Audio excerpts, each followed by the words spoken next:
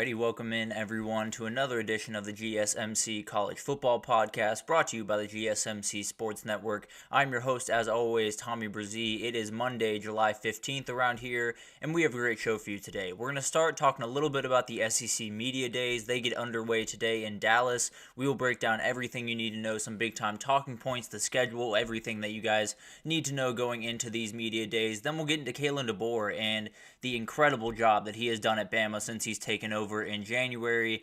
Everything is moving in the right direction for Alabama right now. So we'll break down why this year is so important for him and why it feels like they might just be picking up right where they left off with Nick Saban. Then we'll get into one of the biggest things that will be a huge thing to watch throughout this year, which is essentially luck or wins in those one-score games that are decided by just a little bit of luck. So we'll break down some of the teams that I think could get some luck this year, some teams that I think could not get some luck this upcoming year. Then we'll get into the most important freshmen in the Big 12. We've done the SEC and the Big 10. We'll get into the Big 12 today, and then we'll finish it off with Monday questions. And we're going to talk about the Texas Longhorns. A ton of questions around that university, around that team going into the season, and I have about 4 of them today that we'll break down. But before we jump in, I do want to remind you all, we get tons of questions and comments throughout the show, and the best way for you all to get your question on the screen, we can have a fun back and forth here, is to use the tip and donation link at the bottom of the screen, gsmcpodcast.net. It's a huge help not only to us here at the network, but to you all. You get to kind of have a fun, interactive experience here,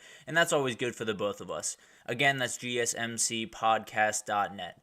But let's jump right in, because the SEC Media Days are getting underway today over in Dallas, and there's a ton to talk about. There's no two ways about that. We're only 40 days out from the season officially kicking off, and there's going to be a ton of things that come out of this week up in Dallas that are going to be really, really interesting to watch. So let's jump in here, and what I want to start with is just the schedule for this week. We're going to start today. We get LSU, Ole Miss, 2 teams that are going into this year with a lot of question marks, but also a lot of hype. There's definitely, especially Ole Miss, it'll be very interesting to hear from Lane Kiffin today. We'll get Shane Beamer. We'll get Clark Lee today. So definitely a ton going in. We'll get those players as well from those teams. So cannot wait to hear from some of those guys. Then we'll have Georgia and Kirby on the second day. Obviously will be the main event, but also Brent Venables making his appearance for the very first time. And then Missouri and Tennessee, 2 teams with a lot riding on this year, a lot going into this year. That will be there as well.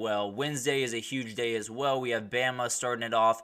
Everyone's going to be asking Kayden DOr a ton of questions. Billy Napier has questions on the other side of things. You know, how are you going to handle this season? How uncertain is your future? That type of thing. And then we'll get into Mississippi State, a team that is kind of going to be on the bottom part of this conference, but definitely a very interesting project this upcoming year for Jeff Lebby. Then we'll get into Texas, obviously. Texas and Steve Sarkisian coming in for the first time. That will be a huge event. There's no two ways about that. And then the last day you have Arkansas, Auburn, Kentucky, Texas A&M. So Sam Pittman will get some questions about his job and his security. Hugh Freeze about how they're kind of gearing up over there at Auburn, Kentucky, and A&M going into years with some very, very interesting expectations, I would say. But let's get into some of the biggest talking points for this, and the biggest one has been the biggest one the entire offseason, and that is Nick Saban is no longer going to be at these SEC media days. It is the first time since 2007, 2006, I think 2007 since he's been there, so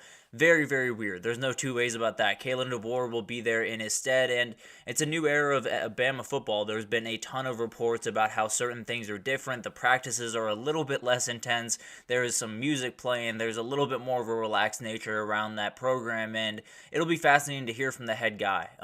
He took the job on January 12th, 2024, and since that day, he's just been off running. There were a couple of bumps with some members moving to the NFL, his staff members, but overall, he's got through that, and he's just done an incredible job. They've been adding just incredible amounts of recruits this upcoming cycle, currently sit atop the rankings for the On3, and we'll get into that a little bit in next segment. But the thing that everyone was worried about, kind of including myself to a certain degree, was recruiting, and he has subsided that plenty for every Bama fan and has made that worse for every fan that was hoping that that was the case. But every time I hear him speak, I get more confident about this team and this program going forward, and I'm sure this week will be no different, honestly. But it'll be interesting to hear how he's handling the transition for taking over for the greatest of all time. But then another obvious one is Texas and OU making their very, very first introduction to the SEC. There will be a plenty of questions. I promise you that about this coach, these coaches, and how they're preparing for this upcoming season. And if Quinn Ewers gives us a little bit of something like he gave us back at the Manning Passing Academy, we'll have plenty to talk about, that's for sure. But at the end of the day, there's going to be so many questions about, how is Texas heading into the season? How is OU heading into the season? We'll get to hear from Quinn Ewers. We'll get to hear from Jade Barron, the leaders of either side of that ball, as well as Kelvin Banks, a fantastic offensive lineman for them. So just cannot wait to hear from a lot of those guys. Frankly, I think Jade Barron, outside of Quinn Ewers, might be the single most important player for Texas this year if they want to succeed. So it's going to be awesome to hear from those guys. And then on the Oklahoma side of the ball, you have questions at the line of scrimmage. There's no two ways about that. There will be no representatives there, which would kind of would be a very cool thing to hear how those rooms are coming along. But the group that they have are great. It's the leaders of this team, Jackson Arnold, Billy Bowman, and Danny Stutzman. Danny Stutzman and Billy Bowman are two of the best at their positions in the entire country and will definitely be huge for this team this year. So just cannot wait to see what they have in store. And then you get to kind of the awkward part of this week. Billy Napier and Sam Pittman walk in with a ton of questions about their jobs. Going into this year, you would have to think at least one of these guys is likely out of a job at the end of the year, possibly both of these guys, depending on how the season goes for them. But it's going to be really interesting to see how they're looking at this season, how they kind of see the expectations for this season, and if those are reciprocated in the fan base and in the media, because that's really going to define a lot of this. How do we look at Florida this year? Is 6 wins enough? Is 7 wins enough? Is 8 wins enough?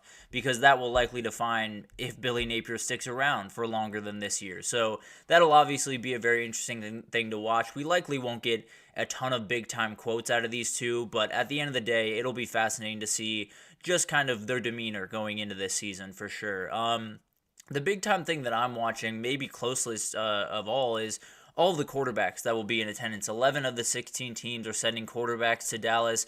We're missing out on guys like Connor Wegman and that guy right there, Nico Iamaleava. It does stink, I'm not going to lie to you. Not hearing from those guys is not ideal.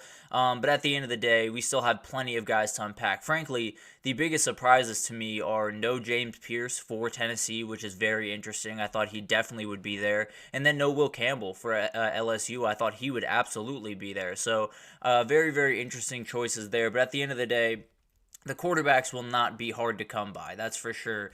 You will have Carson Beck there, Quinn Ewers, Brady Cook, Jalen Milroe, Jackson Dart. All of these guys will be so interesting to hear from because all of them are expecting the same thing this year. They all want to win an SEC title. They all want to go to a national title. That's what they expect, and frankly, I think all of those teams can do that. Obviously, Missouri is walking a tighter tightrope than a lot of these other teams, but at the end of the day, all of those guys have big-time aspirations for this year, and hearing from them will be very, very interesting, especially someone like Carson Beck and Quinn Ewers and Jackson Dart because of the Heisman hope that they have going into this year. And then the guys I'm really excited to hear from are guys like Peyton Thorne, Graham Mertz, Jackson Arnold. I think all of those guys are going to be super, super important this year because I think there's a disruptor among them. I think there's someone in that group that is going to create problems this year, whether it's Graham Mertz winning 8 games at Florida and creating problems for some of the guys up top, or Peyton Thorne taking down Bama in the first year without Saban, or Jackson Arnold being a guy that is protected a little bit better than we expect right now and just slings the ball all over the field and becomes one of the best quarterbacks in the conference this year. So there's a ton going into this group in particular because someone in this group is going to play spoiler. Someone in this group is going to ruin the chances for another team, and it's going to be really, really interesting to watch. But overall, the number one guy that I want to hear from the most is Jalen Milroe. There's no two questions about that. I don't know if there's a person at this meeting outside of maybe Kalen DeBoer that I'm more excited to hear from because his connection with Kalen DeBoer, the life after Saban, hearing about how the team is handling that, all of the things that are going into the season for Bama, they all go through this kid. He is the most important player for them. He is maybe the most important player in all the SEC, outside of maybe Carson Beck. But at the end of the day, a very, very important player. And it'll be really interesting to hear how he kind of talks about Kalen DeBoer, how he talks about Nick Sheridan, the OC, how he talks about some of the new changes in the program, because he's seen it all. He's seen what Saban does. He's seen what Kayden DOr does, and it'll be fascinating to see from the leader of this team what it kind of looks like behind the scenes. And then finally, we got to be on the lookout for conference realignment stuff. There is even more smoke around the Big 12 in Clemson and Florida State, but at the end of the day, the SEC can pretty much get in whenever they want, and Clemson and Florida State would jump at that opportunity. So maybe there's a little bit of movement here this weekend. Obviously, whenever you have a amalgamation of reporters and decision makers in college football, there's going to be some things that come out. I don't necessarily know what that's going to be. It could be just reaffirming what we heard from Brett McMurphy when he said they're not interested at all. Maybe that's just what we hear, but at the end of the day, we're going to hear something. I feel very good about that, whether it's from the SEC or from another conference, because of what we hear from the SEC media days. So it'll be really, really interesting to watch that. I think that's something that definitely will be defining in a lot of ways, no doubt about that. And then some other points that are going to be interesting to watch. Kirby Smart will have to address the off-field issues that have been going on at UGA. Definitely will be something that it'll be really interesting to hear what his answers are to those questions, because something has to be done, but I'm sure he feels like he's done just about everything he can. So it'll be really, really interesting to hear from him. And then on top of that, they're trying to bounce back up to the top. So it'll be interesting to hear from him, especially post-Saban. They can take this conference by the throat, and it'll be interesting to see what his demeanor is.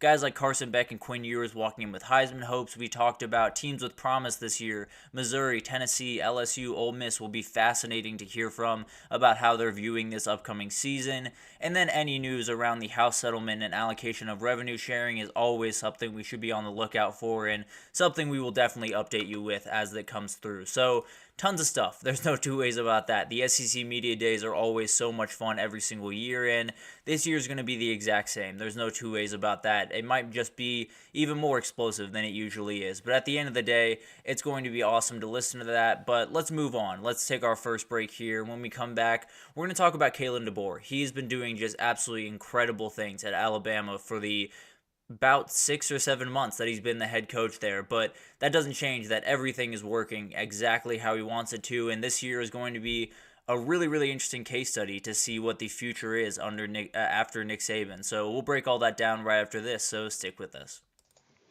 I feel like I'm losing my mind. Is everybody in the world blind? Please, Lord, give me a sign, a sign. I feel like I'm losing my mind. Is everybody in the world blind? Please, Lord, give me a sign, a sign. I wanna be the greatest. Everybody on the fake shit. I look around and feel like everybody is the fakest. I make this every day and I'm impatient, hoping one day I blow up from the basement. Statement, the top is so vacant. I don't hear shit that I think is amazing. Waiting for my day when I'm playing sold out shows with 1,000 faces. Hey, give me that crown, get in my way and to be put down. It ain't your place, all this my town. If I want that shit, then I'll get it right now. I'm losing it, the noose it fits. I'm losing shit, a stupid myth. You choose to live or choose to dip. You choose to fight or lose your grip and lose a gift. I feel like I'm losing my mind. Is everybody in the world blind? Please, Lord, give me a sign, a sign. I feel like I'm losing my mind. Is everybody in the world blind?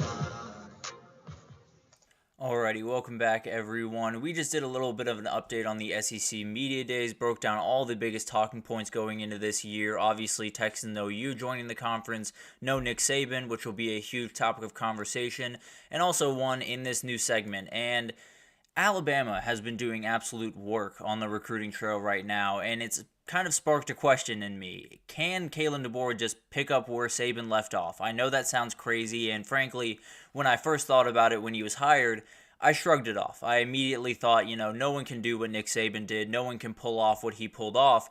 But I've been warming up to this idea, if I'm being totally honest. I think I do want it to be known before I really jump into this. Picking up where Saban left off doesn't necessarily mean he needs to go on a dynasty run, win 6 national titles in the next decade or so, and do just ridiculous things as the Alabama head coach.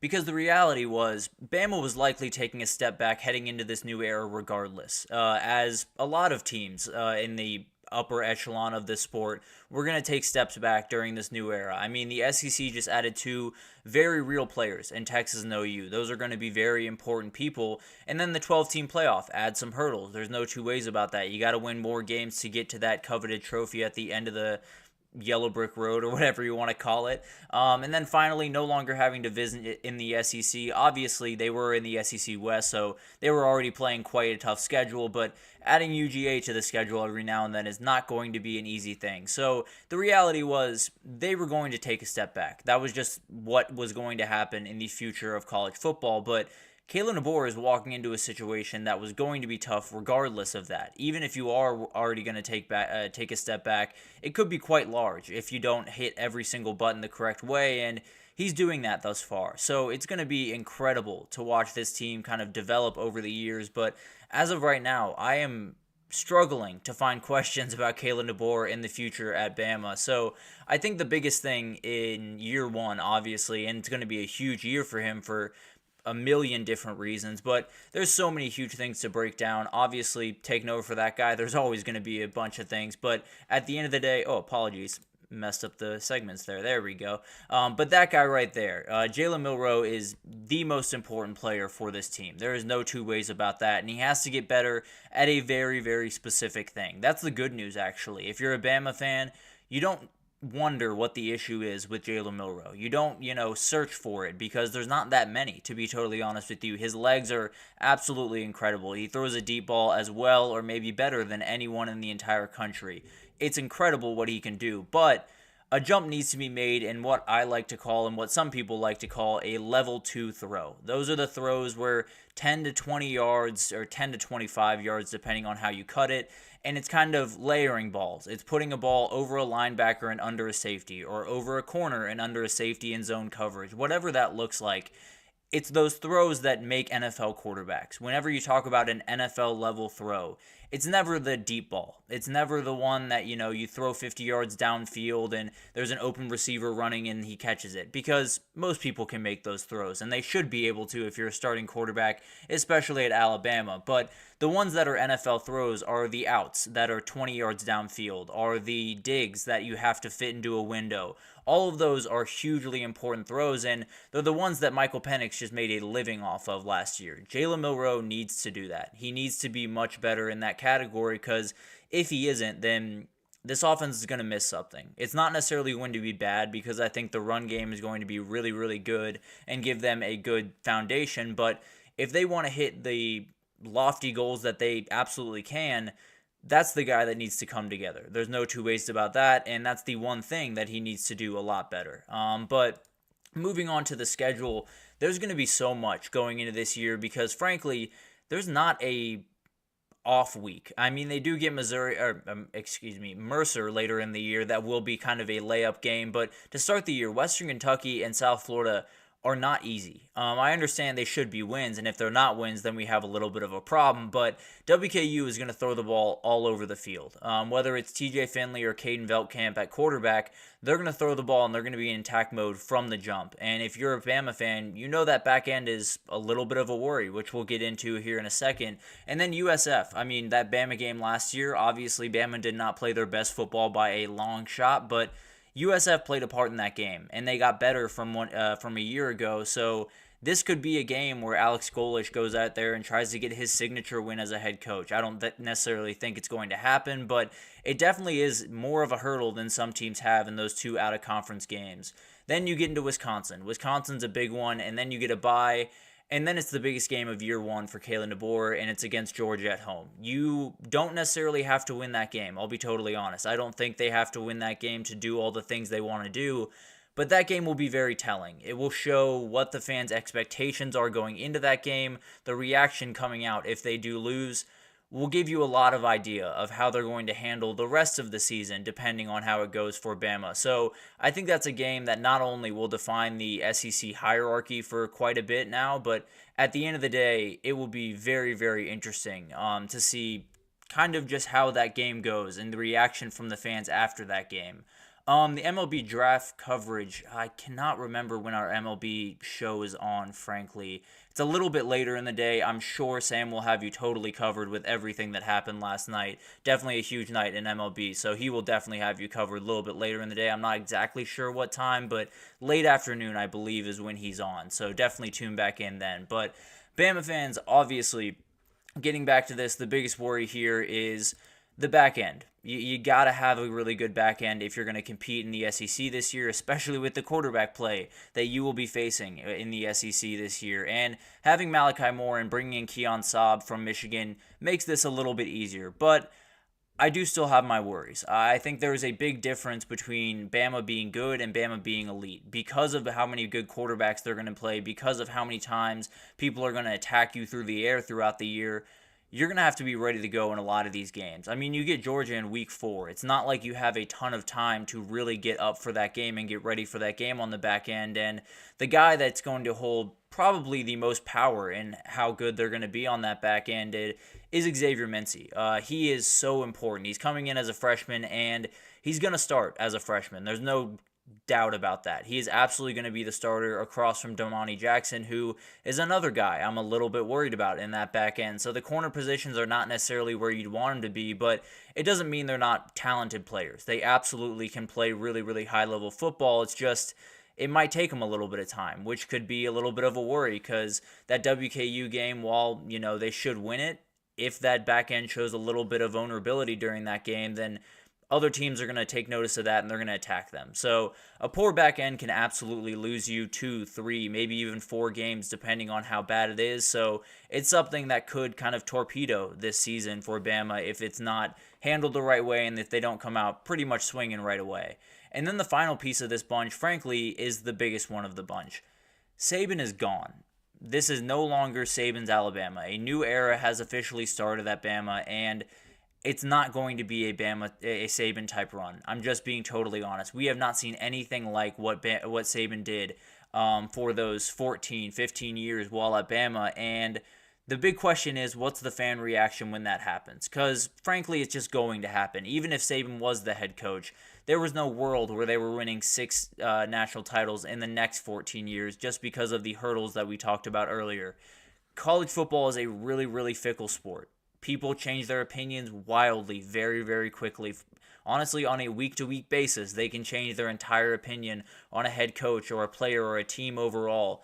So the reality is, what happens when they lose a game? We talked about the Georgia one. What happens when that game falls? Because Bama fans, I think they're saying all the right things right now. They're saying, we'll be fine with a 9-3 season if it gets us, going in the right direction. If we see some of the things that we need to see, and if we're still recruiting at a high level, which they are right now, everything will be fine. I don't think that's the case, if I'm being totally honest. I don't think there is a Bama fan out there that can look at their team sit around 16th in the country and be 9-3 and be satisfied with that. I'm not saying they're going to be calling for Kaylen DeBoer's job or anything crazy like that, but I do think it could define the rest of his time there. What's to say this Bama team couldn't fall on their face a little bit? Maybe they have some bad injury luck and they go 6-6 and things get just terrible down there. And then what's the reaction? I think that would be the sky is falling. But at the end of the day, you obviously have these grand expectations for your team, and you should. You're Alabama. There's no two ways about that. You should be expecting big-time things from your team every single year. It doesn't change that a step back is likely going to happen. There's likely going to be a little bit of a learning curve this year, and that likely will lead to 1 or 2 losses in the regular season. How Bama fans handle that will likely define how Kalen DeBoer goes forward as the Bama head coach, because having those fans behind you is huge. If you don't have the fans behind you, it's only a matter of time until the boosters don't get behind you, and then you don't have the AD fully behind you, and then that causes a whole other problem. So Bama has everything in place. There's no two ways about that, and everything is going to do. They're going to be a really, really big player going forward. I feel very confident in that, frankly. But they just have to understand that it might be a little bit of a learning curve the first year. Just maybe. It definitely could be a very, very good year, but at the end of the day, if they win 9 games, if they even win 8 games the first year, how people react to that will definitely be a huge thing for Kalen DeBoer going forward. So I think the overall sentiment I have around Kayden DOr is he's going to be incredible for Bama. I really do believe that. I think he's going to do really, really incredible things. I don't think he's going to do Nick Saban things, because doing Nick Saban things is just ridiculous. Watching it every single year, I got more and more confused how he was able to pull off what he was able to pull off. But it doesn't change that Kayden DOr knows how to coach football. He's really, really good at coaching football. He can do so many different things, and he's one of those guys that is only getting better in my mind. And he put a staff around him that is really second to none. There are so many good staffs around the country, and maybe I wouldn't put Bama number one overall, but they would not be far down that list. I can promise you that, especially a guy like Courtney Morgan, who came in and has just done an incredible job recruiting. He is one of the biggest names in all of the sport that you might not know. So definitely a lot going into this year. A couple of things have to happen for them to be the Bama that everyone's gotten used to. Be the Bama that's in the playoff, that's winning national title, that's doing all of this stuff. They have to have Jalen Milroe be that special player. They have to have him take that step forward in those level 2 throws, those NFL level throws. The back end has to come together fast and fairly fast. I'll be totally honest with you. Pretty fast, at least by week 5 when they face off against Georgia, because if it's not set up then, you will lose that game and it will probably look ugly while it's happening. And then the fans got to give this guy a little bit of slack. He just took over what is going to be one of the toughest jobs in quite some time, and giving him just a little bit of time is going to be very beneficial for this program. So, frankly, I think Bama's going to have a great year. I think they're going to go about 10-2 in the regular season, possibly make the playoff, and then we'll see what happens. But at the end of the day, even if they don't, I think it could be a very successful season, and they could be heading off to a really, really good era of Bama football under Kayden DOr. But how people react to that will be a very interesting thing to watch. But overall, I think there's definitely some interesting expectations. I think Anthony over here said it's definitely unrealistic for certain Bama fans to expect 12 wins, and I fully understand that. Definitely shouldn't be expecting 12 wins this upcoming year. I don't think anyone should, if I'm being totally honest, at least in the regular season. But at the end of the day, if they keep moving as a program, if they keep being Bama, at least behind the scenes, I got no worries about this program going forward. So Kayden DOr has started really hot, and he's likely to continue being really hot throughout his career at Bama. So it'll be fascinating to watch that. But let's take our second break here, and we'll talk about luck when we come back. We'll talk about those big-time games, those one-score games that likely decide whether you are a national title team or a team that's fighting to get into their conference title. So we'll break all that down right after this, so stick with us. Looking for your daily fix of sports talk without having to pay for it? GSMC Sports Network is available on YouTube. Just search GSMC Sports Network. Get your fix of daily sports talk shows on YouTube, absolutely free. NFL, college football, NBA, MLB, MMA, UFC, fantasy football, and so much more. GSMC Sports Network has shows running all day long, with new sports shows starting every 2 hours. Just like on your favorite cable sports channel, except GSMC Sports Network is absolutely free. Just search GSMC Sports Network on YouTube to catch one of your new favorite shows, like the GSMC College Football Podcast, Chip Shot Football Podcast, Hoops and Heels Women's Sports Podcast, GSMC Basketball Podcast, and so many more. Check it out for yourself. GSMC Sports Network, now available on YouTube absolutely free. Search GSMC Sports Network on YouTube right now. Alrighty, welcome back everyone. We just talked about Bama and all of the things going into the new Kayden DOr era and how it's starting off really well, and it might just continue that way for quite some time. We have a question over here. Do you think the old school Bama... That will be an interesting thing. There's no two ways about that. I think there's definitely going to be a lot of...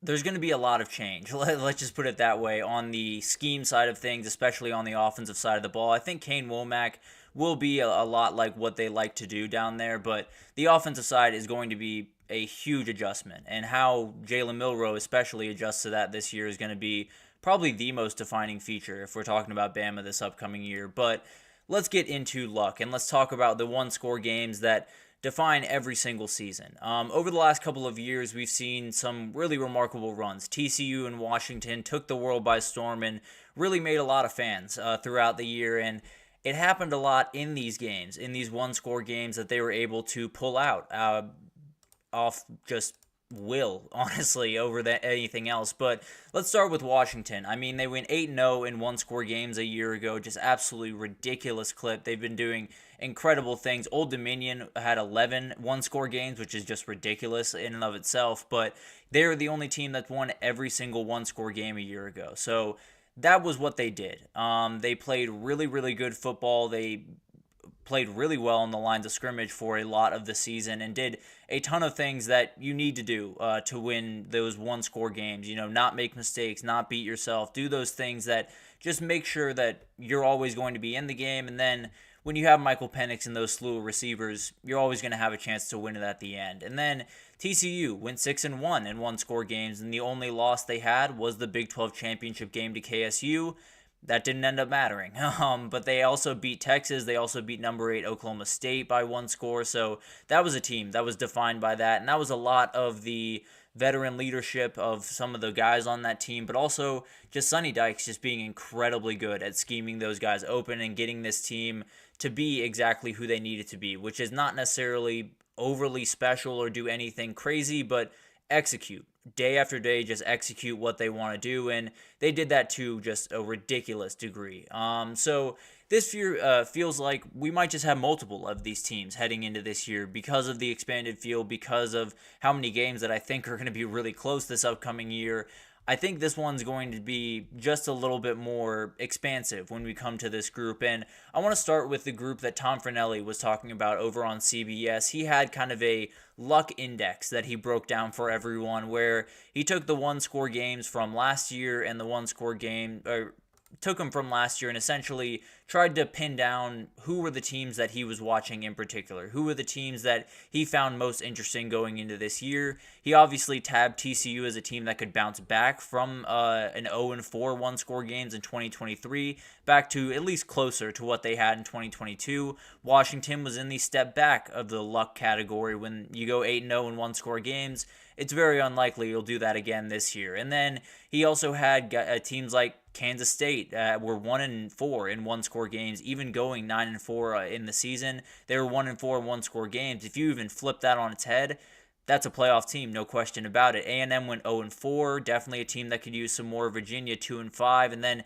teams like Louisville went 5-1. Missouri went 4-0. Northwestern went 6-2. Ole Miss went 4-0. So some of those teams could take a little bit of a step back in that category in terms of luck. But let's get to the teams that I think are really interesting, that I think could possibly make some noise in this category this upcoming season. And it starts with Oklahoma State, if I'm being totally honest. I think this is a team that just fits the mold of what Washington and TCU were the last couple of years. And the biggest things that those two teams had more than anything else, and I understand they had incredible playmakers on the outside for both of those teams, the running games were what made those teams go. Period. End of story. If they didn't have Dylan Johnson on that Washington team, and if they didn't have Kendre Miller on that TCU team, they are not nearly the teams that they're going to be, and they definitely don't win those one-score games the amount that they did. I can almost promise you that. So where are those teams? Where are those teams that are going to have that nice run game? We're going to have that explosive offense that can, score in an instant and be able to play that solid defense and not beat themselves is likely the most important thing here. I think Oklahoma State is really interesting in that respect. Obviously, Ollie Gordon is the guy. He's going to be the one that they build around all season, and definitely that first week, apparently, according to Mike Gundy. But at the end of the day, Alan Bowman being the quarterback again is huge. Having someone that just knows how to execute the offense. I know he doesn't light the scoreboard on fire. I know he doesn't do anything that is Caleb Williams-esque or anything crazy like that, but execution is the name of the game. There's no two ways about that, and he does a really good job, and it could be a very good, potent offense if they put it together. They were 5-1 in one-score games, so it could flip on them the other way. There's no two ways about that, but when I look at this team and I think about those one-score games when all you need to do is just play your game, execute, make sure you don't make mistakes, Oklahoma State might be at the very top of that list of the teams that can do that. And then another team that is a little bit more off the beaten path, but Georgia Tech, I think, is really interesting in this one because when you look at what they did a year ago, they were only 2-2 in one-score games, did lose a game by 9, so splitting hairs there. But at the end of the day, I think this is one of those teams that really just needs to play a little bit better on defense. It doesn't need to be drastic improvement, but just play that inch better on defense. Get a pick or two in one of these games, in one of these big-time games. Stop defenses at a 15% better clip on third down or 20% better in the red zone, whatever that looks like. Just make this defense take that little step forward. The offense will take care of the rest. I think this is a team that just needs to play consistently week over week. If you look at their schedule from a year ago, the 6-6 that they got to was a winding road. It was all over the place with a loss to Bowling Green and a win over Miami. So a very, very weird team. But if they can find that consistency week over week, they can really make some noise and win some of these really tough games. And in a place like the ACC that I think one-score games are going to be plentiful, any team that can win the most of them is going to have a huge, huge success rate. But then finally, Virginia Tech. Virginia Tech is another team. We talked about the ACC. It's wide open, and this is a team that returns just so many guys. There's absolutely no holes in this team, if I'm being totally honest. But a year ago, they did go 0-3 in the one-score games, including a loss at home to Purdue and NC State, and then on the road at Marshall. So those can't happen. Period. End of story. The Marshall one just can't happen in general. But overall, I think tons of experience returning. Those can absolutely turn into wins. And the schedule's really nice to them. They do get Miami and Clemson, but those are really the two inflection points. They avoid NC State, Florida State, Louisville, some of the other teams that are going to be thorns in the side of a lot of ACC teams. So it's a attackable schedule for this team, and definitely a team that can be really interesting. So I think they could absolutely make a run. If you split those Miami and Clemson games, I think you're in good shape to be in Charlotte at the end of the year in the ACC title game. So it'll be really interesting to watch that. And then a couple of teams that I expect to take a little bit of a step back in the luck category. And let's start with the national title winner a year ago. Michigan, not to say they had a ton of luck, because this is just a downright good team. There's no two ways about that. Frankly, they only played 3 one-possession games last season, and obviously they won them all. But at the end of the day, they did get some bounce of ball plays throughout the year that definitely helped them on that track to get to that record. But at the end of the day, this is going to be a team that, if you're coming into this year with already less margin, that's just the reality. If the luck goes against you as well, it could kind of spiral a little bit. So I do think this is a team that is going to be able to do all of the things that we just talked about with some other teams. Play really good defense, not hurt themselves, have a really good run game.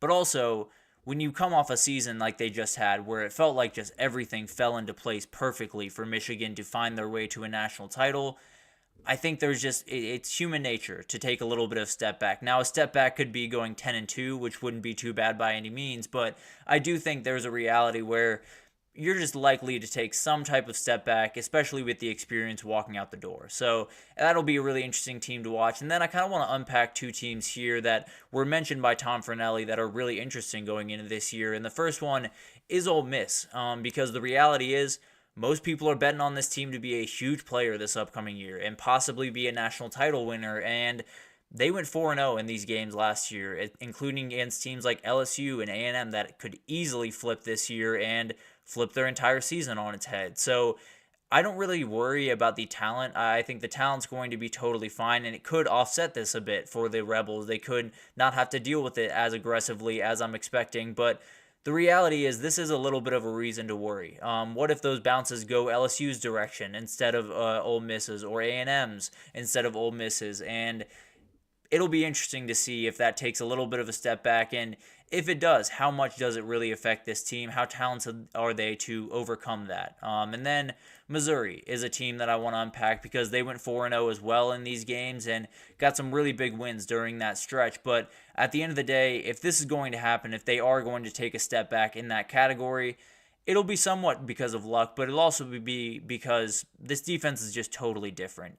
Chris Abrams-Drain, Enos Rakestraw, Tyron Hooper, all of those guys leaving are huge. And I think they've done a great job of backfilling that roster and making it one that's going to be solid this year. But if they take a step back in those one-score games, if they miss the mark in some of those games, that's probably where it's going to be had. That's probably where the issues are going to lie, and it'll be really interesting to see how they can kind of handle that. So one-score games are the thing. They are the moniker between a good team and an elite team. If you can win those games when your back is up against the wall, a lot like what Georgia did or what Michigan did throughout the season last year, you're going to be one of the elite teams in the country. But at the end of the day, sometimes it's just luck. Sometimes it's just a ball bouncing your direction and you being able to pick up the fumble instead of lose it. So it'll be really interesting to watch all of that. There are some teams on that list that have title aspirations, and it could be that some of this luck comes into play and does away with that. Some could get that title luck and it goes in the direction and they make some things happen. So it'll be awesome to watch this, and definitely will be a defining feature in this upcoming year especially, but it'll be interesting to watch. But at the end of the day, let's take our third break here. When we come back, let's talk about the most important freshmen in the Big 12. We've gotten to the SEC, we've gotten to the Big 10. Let's get over into the Big 12 and break down just so many teams, because everyone's a contender in this conference. But stick around and we'll be right back with that.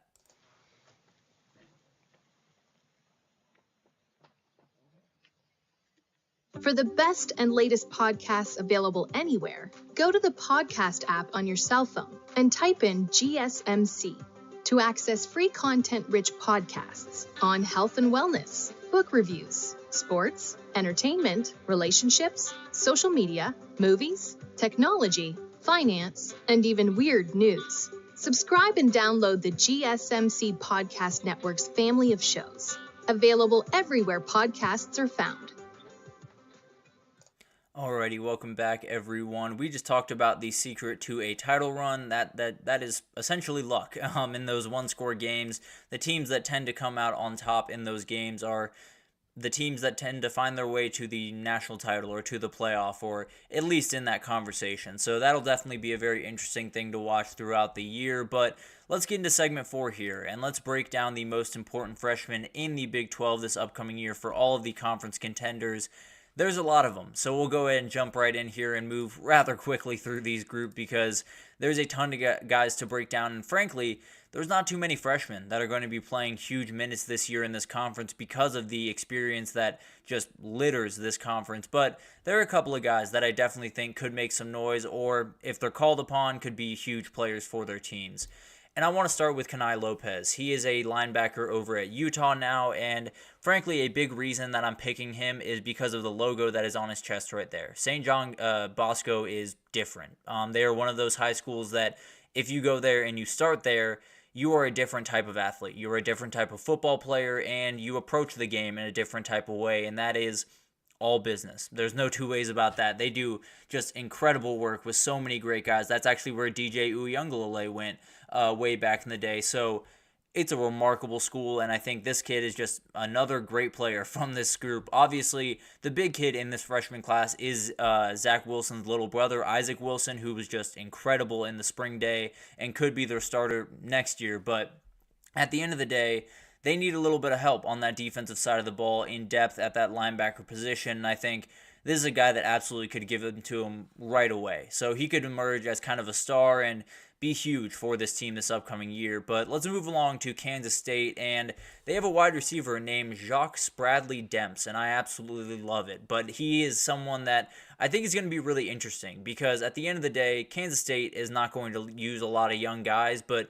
some guys are just special, and I think this might be one of those guys. I think when you talk about a team that your quarterback's big thing is he's going to be running the ball a lot, that's his big moniker, having the number of weapons can never be enough. You need as many as you possibly can, especially in that offense. So adding someone that's a little bit younger that has some attributes that maybe some other guys don't have will definitely be very helpful to you. So I think this is one of those guys that might just fill in the gaps more than anything else, but at the end of the day could be a big player this year and definitely will develop into a huge player for the Wildcats down the road. And then I'm sticking at wide receiver for this next team. Trey Griffiths is a huge player for Oklahoma State this upcoming year.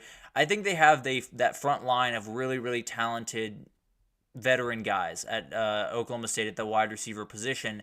Beyond that, you get a little bit nervous, right? You get a little bit worried about what if one of these guys goes down? What are the rotations going to look like if all of these guys can't play as many snaps as you want them to play? And I think this is a guy that could fit into that conversation. He's an elite track and field athlete, someone that is going to be just really hard to keep off the field in some respects. So I think he's someone that might just fill in the gaps, kind of like JJDemps that we were just talking about, but could be a huge player nonetheless for the Pokes. And then Kansas, it was rather easy. Deshawn Warner is a huge player. He was the best player in the class, and it's the biggest need on the team in edge rushing. I think they absolutely need a big-time edge rusher. By Job coming over from Michigan State was absolutely huge for this team, but you need more. There's no two ways about that. And I think this kid could be absolutely huge. He's an absolute pure pass rusher. There's no two ways about it. He's very, very, very quick with his hands, very fast off the edge, and someone that I think is going to develop into a really good pass rusher throughout the year. I think someone like By Job could help him a ton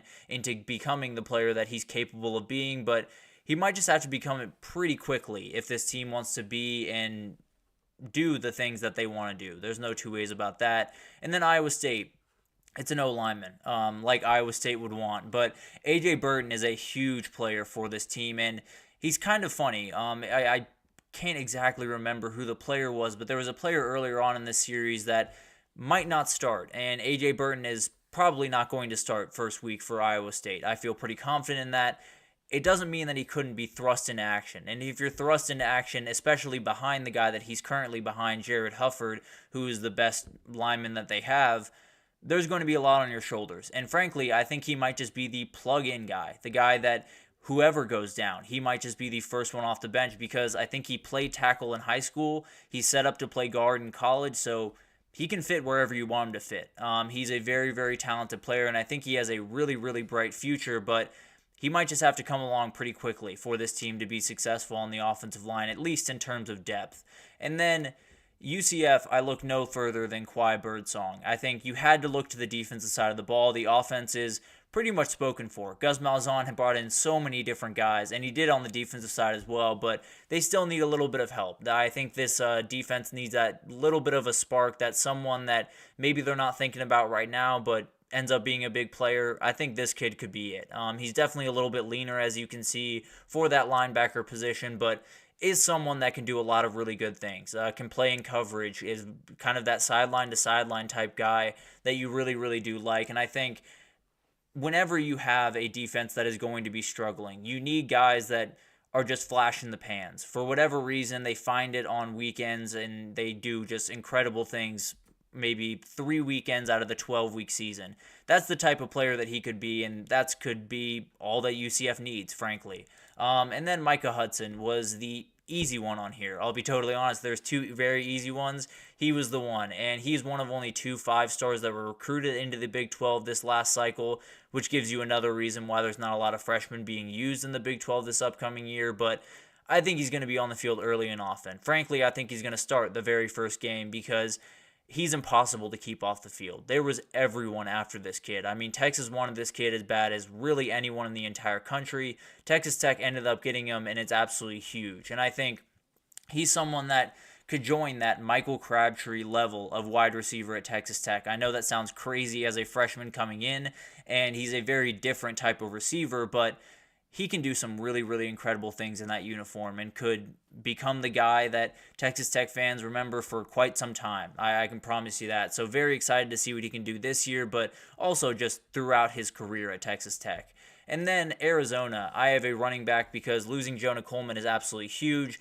Jordan Washington, I think, is going to be huge for this team. A freshman coming in that is going to fit very nicely next to Ja'Cory Croskett-Merritt. I think he's someone that definitely can be huge for this team. I think the defense is going to be very experienced when they face a lot of these defenses across the Big 12, whether it's Utah, Kansas State. They have a ton of guys that know exactly what they need to do, which means all of these offenses in the Big 12 just have to be multiple. They have to be able to attack you with 4 wide receivers and 3 running backs and a couple of tight ends and just make it really tough for you to key in on guys. So I think Washington could be that guy that just keeps defenses guessing just a little bit more than you normally would. And then West Virginia. Zay Jennings is someone who has really popped up on campus and just immediately turned heads. He was an absolutely huge player. I think he'll be mostly rotational in that back end at safety this upcoming year, but at the end of the day, he's going to be huge. I think he could be in a starting role by the end of the year, and if West Virginia is going to make some noise, they need some guys to step up. They need younger guys to play big-time roles and possibly be someone that makes a all Big 12 team and does some things that maybe you're not expecting them to do, but if you're in that West Virginia spot where it's just that mess in the middle of the Big 12, you're going to need some things to fall your way, and Zay Jennings absolutely could be that guy for West Virginia. TCU has Kyle Lemman, a starting kicker that is going to come in and take over for a big-time player in Griffin Kell. He was huge in that 2022 run, was the I believe the Lou Groza Award winner. I could be wrong about that, but in 2022 he was a fantastic kicker, was all Big 12 in that year, and was it last year as well. So now it's this guy's chance, and he's coming from South Lake Carroll, a very, very good school out in the Dallas area, but this is a very, very talented kid, someone that can absolutely make some noise pretty much right off the bat. I think he's going to start, and frankly, TCU is going to be in close games. Sonny Dykes does not shy away from close games, and it feels like it's something that's going to follow him for quite some time. So the kicking game is huge. When they had Griffin Kell at his very, very top form, they won all of those one-score games. When they didn't, they lost a lot of those one-score games. So having someone like Lemman come in, he's got to be really good pretty much right away if they want to win those really close games that could define their season. And then finally, maybe the easiest of the bunch, Jordan Seaton for Colorado is huge. There's no two ways about that. This is the other 5-star that was recruited into the Big 12, and you need this guy to be incredible pretty much because there is an inverse correlation between the amount of time Shedeur Sanders is sacked and the amount of times that Colorado wins football games. The less times that he is on the ground, the more wins you have, period, end of story. They absolutely need to keep this guy upright, and he's being thrusted into the second biggest position on the field at left tackle. So he's got to be ready to go, and I think he's plenty talented. I think he's cut from the same cloth of the Will Campbell, the Kelvin Banks, who came into their school, started as a freshman, and did some really good things, but also struggled a little bit throughout the season because they are freshmen, and it is going to be a little bit of a adjustment period. So it'll be fascinating to watch. He may be the most important player for Colorado outside of Shedeur Sanders this upcoming year, but Shedeur Sanders isn't all that important if he's on the ground. So it could be that Jordan Seaton is the most important player. But at the end of the day, that might be just the most important freshman in the entire country outside of Dylan Raiola. Let's just say that. But there are tons of guys that are going to make some noise in the Big 12. Obviously, a more experience-ridden conference than some others, but at the end of the day, there are going to be some guys that are going to have plenty to say about this Big 12 season. But let's take our final break here, and when we come back, we're going to talk about the Texas Longhorns. We're going to get into Monday questions and ask 4 big-time questions that will totally define what the Longhorns can do this upcoming season and who they can be at the end of the season, how people will view them at the end of the season, more importantly. But we'll break that down right after this, so stick with us.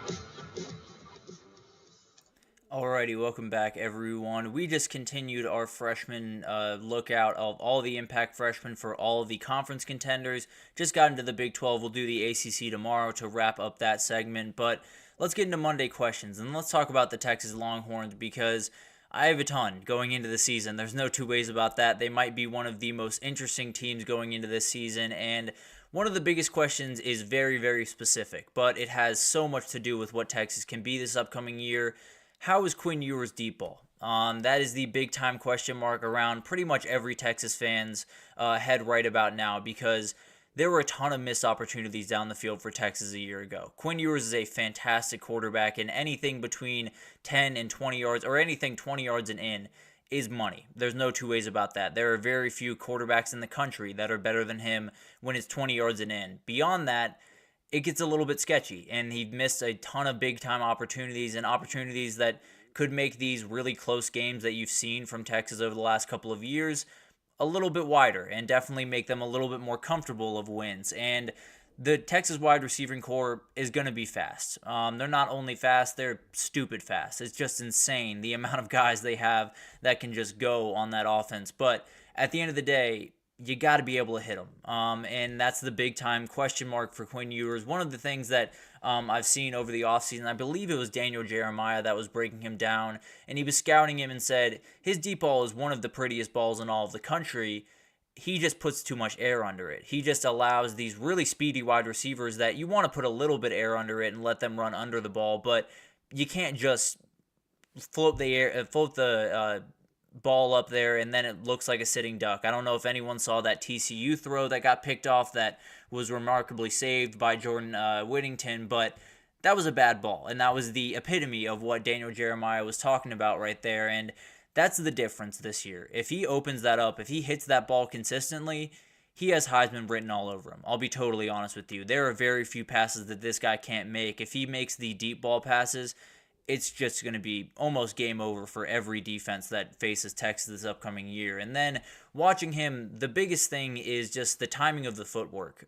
There's a lot of things where it's all arm and not a lot of feet going into it, not a lot of the lower body going into the throw. And if he can time that up, it's going to be a very beautiful ball. There are a couple of balls from a year ago. There was another one against TCU where he hit Xavier Worthy. I think it was his best ball he's thrown at Texas. It was just absolutely incredible the way he threaded that ball in there. And I think it's one of those things where he just needs to go out there and trust his arm. He needs to do everything on time. He needs to do everything in rhythm. And if he does that, he's going to be more than fine. So if he takes a step forward, Texas offense will take that little step forward. If he takes a big step forward, they could be outright unstoppable on the offensive side of the ball. And Quinn Ewers could be lifting a Heisman Trophy and a national trophy at the end of the year. So it'll be very interesting to watch that. But that might be one of the biggest things. And to go with that, how do the wide receivers pan out? They brought in some big-time transfers and some really good transfers, but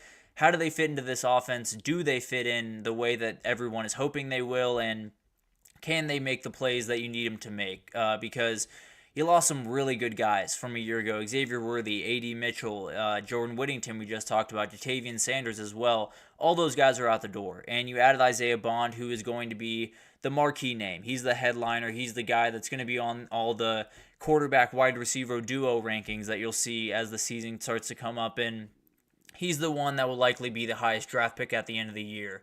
But the other two guys are really, really good as well. Matthew Golden is someone that I think is going to be a huge target for this team. I think he's kind of the glue guy, for lack of a better term. I think where some of these other guys might not necessarily fit the mold as well, being speed type receivers, Matthew Golden does. I think he's going to be huge for this team just to keep the chains moving, third down type guy, that big body that can make really any play on the field. So a very, very important guy for them. And then the one that I think is going to turn the most heads, the one that I think is going to make the most noise is Silas Bolden. I think this guy is just absolutely insane. He showed up on campus probably about 2.5, 3 weeks ago at this point, and people already love him. They already think he's going to be one of the biggest players on this team, and he's a much more polished route runner than a lot of people thought he was going to be coming in. They compared him to Xavier Worthy in that respect, which is very high praise. But at the end of the day, he's going to be hugely important, and I think he's someone that Sark is just going to love.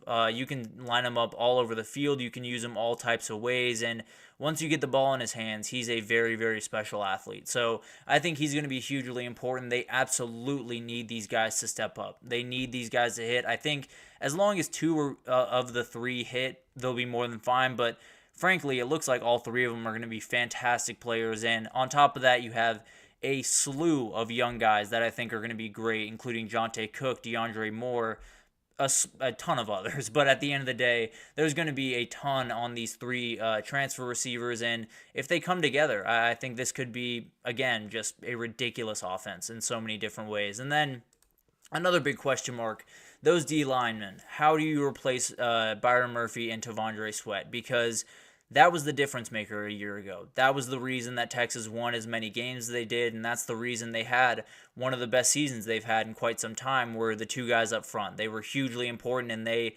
dominated defensive lines or offensive lines pretty much every single week of the season. The OU and Washington games were a little bit tough at times, but for the most part, the line of scrimmage just absolutely belonged to Texas throughout last year. And frankly, they have the guys this year. I think Alfred Collins is going to be a really good player. He's uber athletic, someone that absolutely has just been kind of missing the mark just slightly over his time throughout Texas. Has made a couple of plays here and there, but if he is on the field consistently, I think he's going to be a big-time player. And then Vernon Broughton is someone that I think is going to be huge in terms of a run-stopping threat, someone that can really open a lot of doors, just being a space eater more than anything else. And then they gotten some big-time transfers that will absolutely play a huge role. And it starts with Bill Norton. I think he's going to be the starter at nose tackle for this team, and it's because of just how darn big he is. He is a huge player that absolutely is fantastic against the run. Arizona had one of the best run defenses in the country, and he was a huge part of that. Jermaine Lole is also another huge-time player they stole from OU late in that transfer portal cycle. They also got Tia Savea, so another transfer from Arizona. So huge players just coming in on that D-line to add to guys like Sadir Mitchell and Jare Bledsoe that are the younger guys that absolutely make some noise. So you brought in Kenny Baker from the NFL ranks. He is a hugely important guy. The recruiting has started off slow. It started off a little bit tough for him, but at the end of the day, if these guys perform this upcoming season, it'll fix itself very quickly. I can promise you that. And he came here for development. That's why he was hired by Steve Sarkisian. And if he can do that, then no problem. They'll be more than fine on the defensive line, and then the recruits will start to roll in. So I think this is going to be a huge year for Texas on that line of scrimmage, because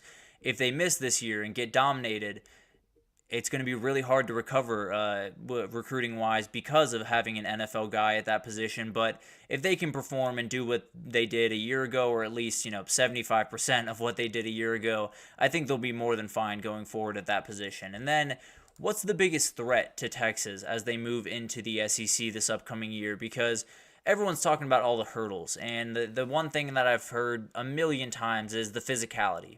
Texas can't handle the physicality of the SEC, and I totally do agree that there is going to be a learning curve by no stretch of the imagination. There's going to be a little bit of a learning curve, understanding that some of these games that would have been a little bit easier in the Big 12, at least on your body, are going to be a little bit harder to recover from and to get up for the next week. So I do think that is a real reality. But if you want to go look at the average weight and height of the O-line and D-line at Texas, be my guest, but they have the dudes. There's no two ways about that. If you wanted to go body for body in the SEC and did just entire rosters against each other, Texas would rank very, very high. The physicality is not necessarily going to be an issue, at least on paper. There could be some things that break down throughout the season that make it a little bit tougher, but I do think they're going to be more than fine, really, at the physicality perspective. But that doesn't mean that they're not going to have problems. And the biggest worry that I have is there's this philosophy over at Texas, this moniker that I'm sure you've heard around Texas, all gas, no brakes. And it's something that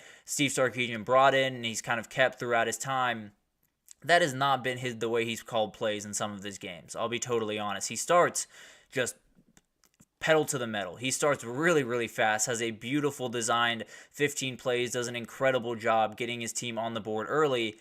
And then he just kind of sits on that lead. He gets up by 10, 14 points and says, okay, if we can stay up by 10 or 14 points, we're walking out of here with a win.